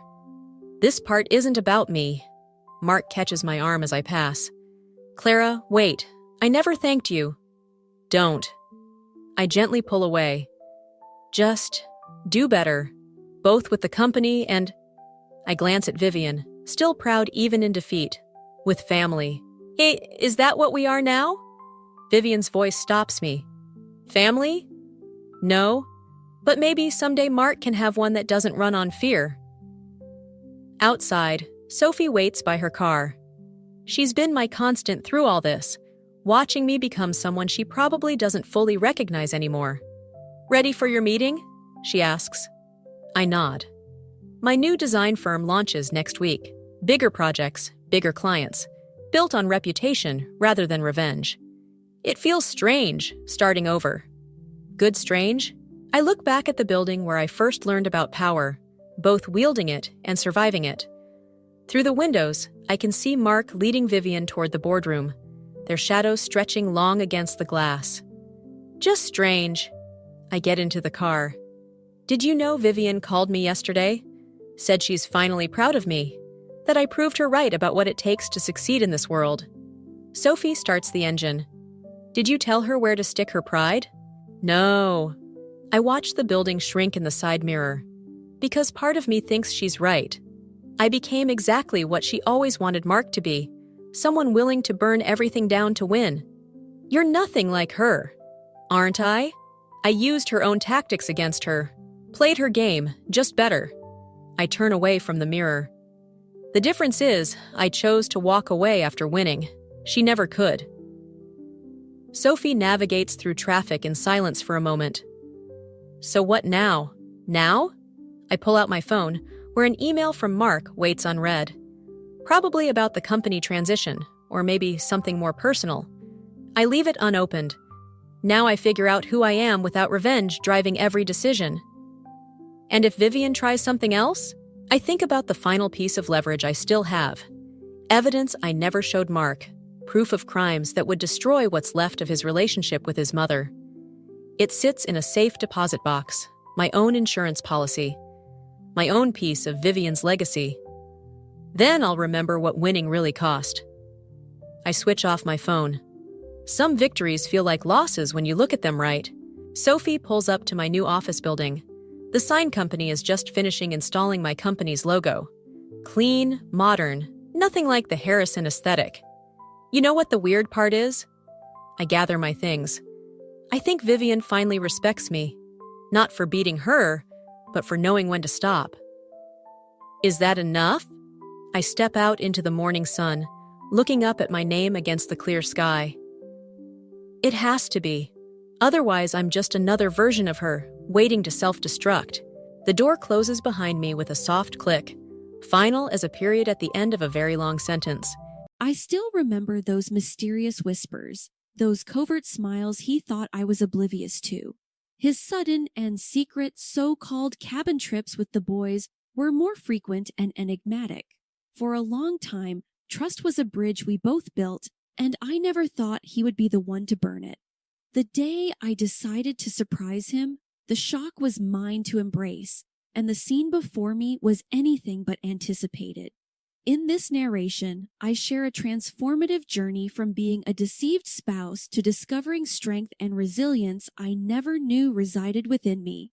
This story is not just a tale of betrayal and revenge, but it's about metamorphosis, redemption, learning to love oneself and finding strength in the darkest of times. But remember, it's not just a tale of revenge, it's a story that transcends beyond the usual norms, breaking the stereotypes of vengeance and reaching a state of liberation, acceptance, and empowerment. My name is Camilla, and this is my story. So there I was, casually sipping my morning coffee, browsing through old photos of us, hubby and me, laughing, kissing, being the embodiment of a picture-perfect marriage. It had been 5 blissful years, but something was off lately. Every few weekends, my husband would gather his bags and vanish into the wilderness with his gang of friends, or the boys, as he affectionately called them, leaving me to wonder what mysterious adventures they were off to. His tales of these secretive escapades were riddled with inconsistencies. He'd say they were fishing, but there would be no pictures of fish. He'd say they were camping, but there'd be no photos of tents. Must be a guy thing, I would say to myself, pushing aside the nagging doubt and the nagging feeling that something was amiss. Curiosity is a potent brew, and eventually I caved. I decided to surprise him on one of his secret cabin trips. My heart raced with anticipation as I drove through winding roads surrounded by dense whispering trees to the secluded cabin where they supposedly hung out. I hope he's happy to see me, I muttered to myself, my hands clammy on the wheel. As I reached the site, before me made my heart sink into my stomach. There was my husband, but there were no boys. Instead, there she was, a woman, her laughter harmonizing with his in a symphony of betrayal. Rage bubbled inside me as I watched them, unseen. But rather than confront them, an idea hatched inside my head, a spectacular, dramatic, grandiose display of revenge seasoned with a sprinkling of public humiliation. I started my meticulous plan by gathering evidence. I clicked photographs, collected voice recordings, snippets of their stolen moments together. Each piece of evidence was a sharp sting, a reminder of the facade of my marriage. I kept telling myself, focus. This is for the grand revelation. This will be worth it. With all the evidence I needed, it was time to set the stage. I decided to throw a grand party, a soiree to celebrate love and commitment. My invitations were extended to all our friends, family, and acquaintances, and there was a peculiar emphasis on the boys to make sure they attend. My heart pounded as I prepared, knowing that the mask of perfection would soon be shattered. To my delight, the party was buzzing. The air was saturated with laughter and chatter, everyone blissfully ignorant of the drama that was about to unfold. My husband, basking in the love and attention showered upon him, was completely oblivious to the storm brewing around him.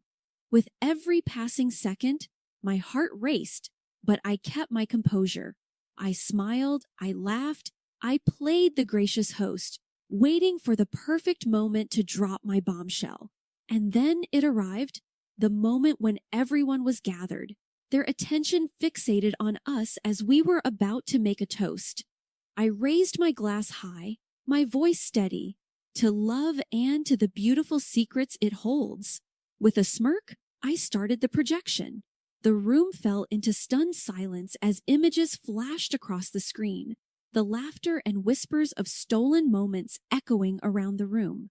The air was charged with shock, betrayal, and whispered accusations. I watched as the color drained from my husband's face, his eyes darting around, looking for an escape from the web of his own making. The room was a battlefield, and I was the lone warrior standing tall amidst the ruins of my marriage. Victorious yet broken, I had pulled off my grand revenge. The public humiliation etched on his face was the trophy I hadn't known I wanted. But there was no joy in this victory, only the cold, empty realization that the man I had loved was never truly mine. And while the whispers and the stares surrounded me, the only sound that echoed in my mind was the shattering of my own heart. Fallout from my dramatic revelation was like a slow burning fire consuming everything in its path.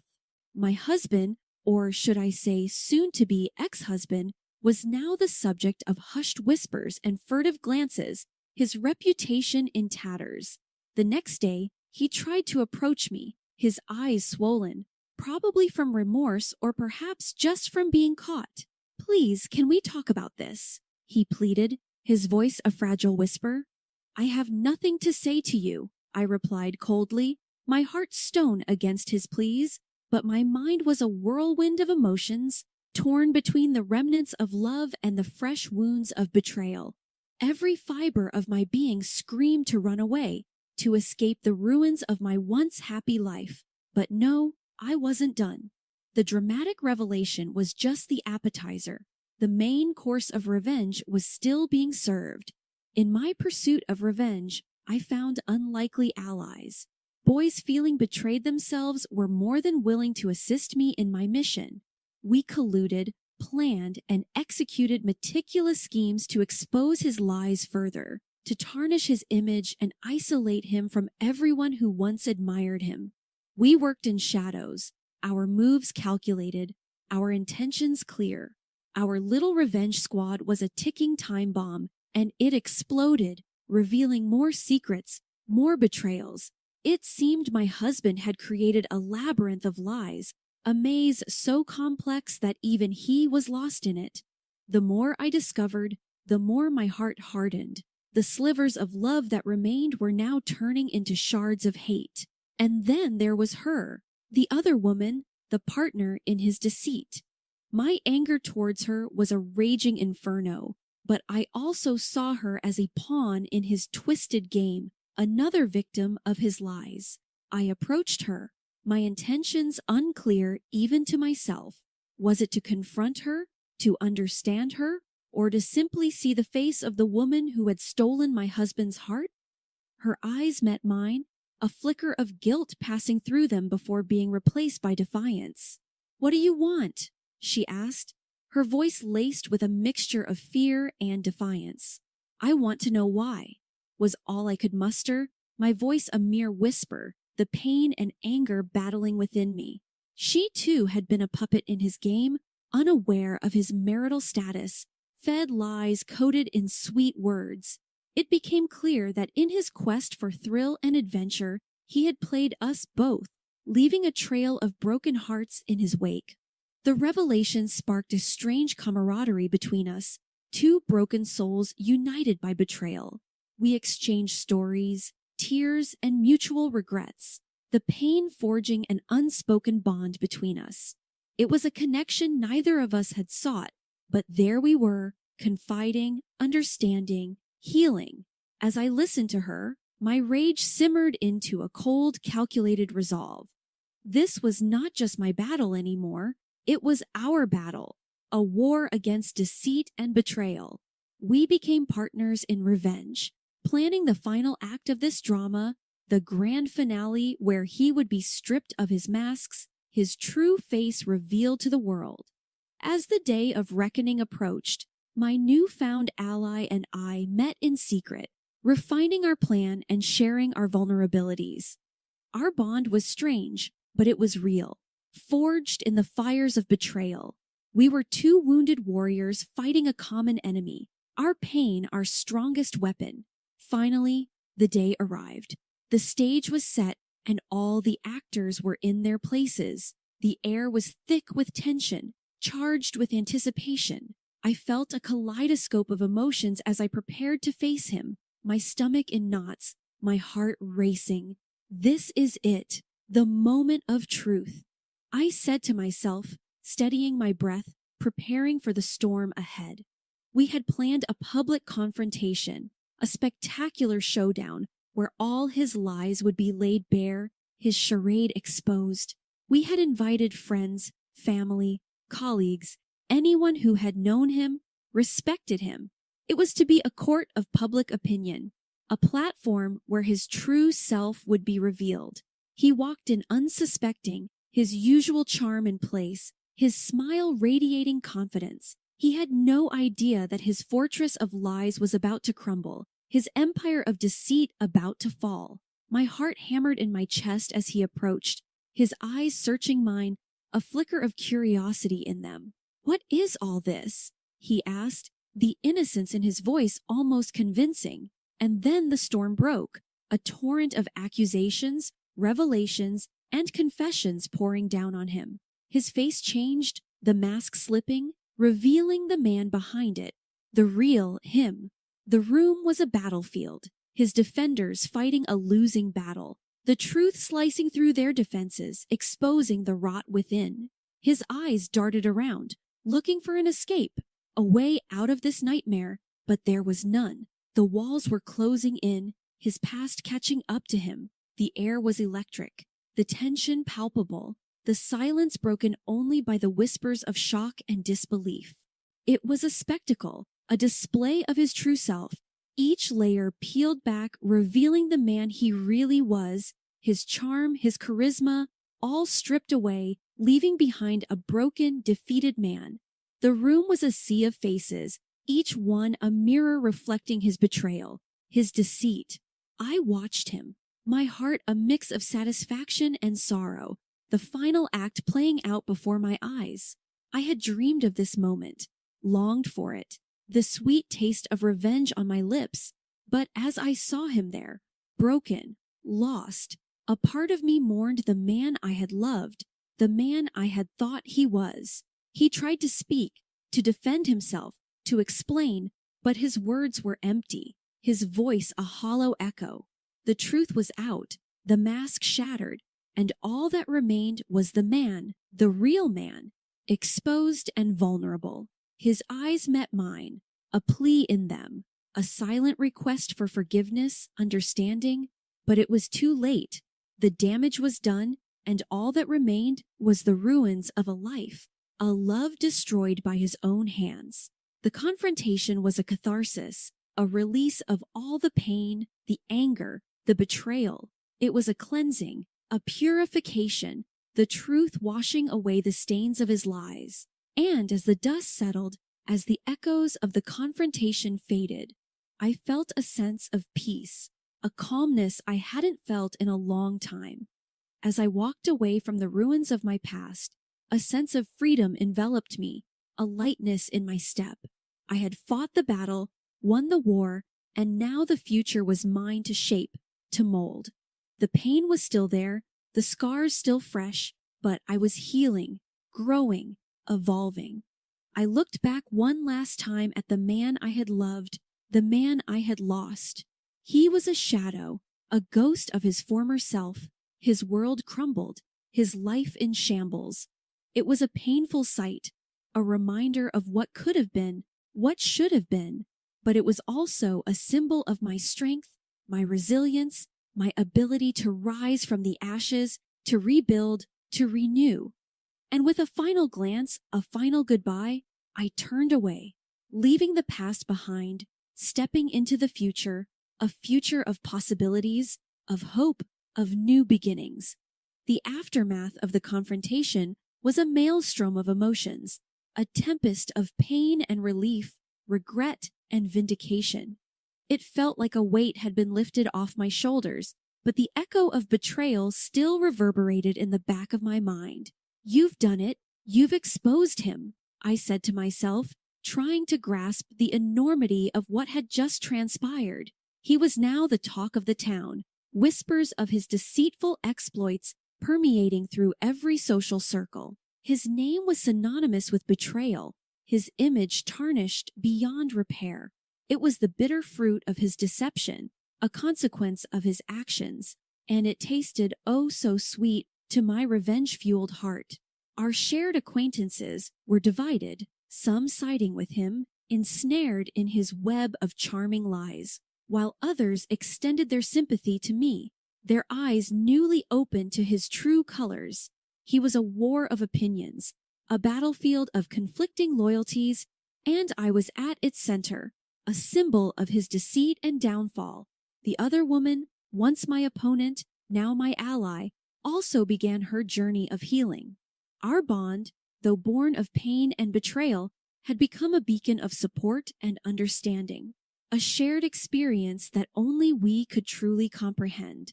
We were the wounded survivors of his emotional onslaught, and together we started to rebuild our broken selves.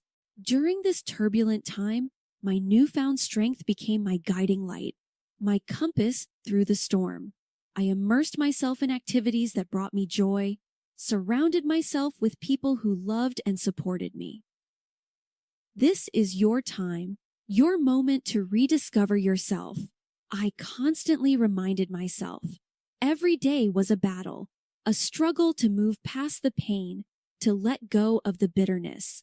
There were moments of weakness, moments where the shadows of the past threatened to engulf me, but I fought back, clung to the light, to the hope of a better tomorrow. The path was rocky, the journey long, but I persevered, my resolve unbroken. I indulged in self-care, explored new hobbies, met new people, opened my heart to new experiences. I learned to love myself, to value my worth, to see beyond the scars, beyond the pain. It was a journey of self-discovery, of growth, of transformation. I was a phoenix rising from the ashes, reborn in the fire of my trials. However, the shadow of him lingered, a ghost haunting my steps, his memory a constant reminder of the pain, the betrayal, But with each passing day, the shadow grew fainter, the pain less sharp, the memories less vivid. I was healing, slowly, gradually, the wounds closing, the scars fading. In my journey of rebirth, I also learned the power of forgiveness, the strength in letting go. I realized that harboring the bitterness, the anger, was only poisoning my soul, chaining me to the past, to him. To truly be free, to truly move on, you must forgive. A wise friend advised me. It was not easy to release the anger, to let go of the resentment. It was a battle, a struggle within myself, but I fought it. I conquered it. I learned to forgive, not for him, but for me, to free myself from the chains of the past, to cleanse my soul from the toxins of bitterness. It was a release, a liberation, a breath of fresh air. Forgiving him was my final act of revenge, my ultimate victory. It was my way of taking back my power, my control, my life. It was my declaration of independence, my proclamation of freedom. I was no longer his victim, no longer his prisoner. I was free, free to live, to love, to be me. In this newfound freedom, in this rebirth, I found my true self, my authentic self. I learned to embrace my flaws, to celebrate my uniqueness, to love myself unconditionally. I discovered my worth, my value, my essence. I was me, unapologetically, proudly, freely. And as I walked this path of self-discovery, of healing, of growth, I realized that this journey, this experience had shaped me, molded me into the person I was meant to be. It was a painful lesson, a harsh reality. It was my truth, my story, and I owned it, embraced it, learned from it. In this climactic juncture of my life, where forgiveness had paved the road to my emancipation from pain and I was evolving every day, I also had a revelation. What if my true revenge is not just unearthing his deceitful endeavors, but also blooming in the ruins he left me in? I thought, a newfound purpose illuminating my path. I decided to convert my sufferings, my experiences, into stepping stones to help others going through the same agony. It was time to turn the tables, time to metamorphose my pain into power, my sufferings into solace for others. My journey found a voice in the form of a support group where broken hearts met to share, to heal, and to find strength and unity. It was a sanctuary of broken souls, a haven where wounded hearts found solace, understanding, and hope. Every story shared was a testament to the resilience of the human spirit, a reminder that we were not alone in our pain. Here, amidst tears and laughter, pain and hope, I saw the transformative power of shared experiences, of mutual support, of unconditional love. It was a magical experience, a healing journey, a rediscovery of self-worth, and I was humbled to be a part of it. Every session was a step closer to healing, a move towards self-discovery, a journey towards self-love. It was an emotional roller coaster, a symphony of pain and hope, sorrow and joy, and it was beautiful. I was witnessing the metamorphosis of broken spirits, the rebirth of lost souls, the rediscovery of buried self-love. However, my journey was not without its challenges, its setbacks.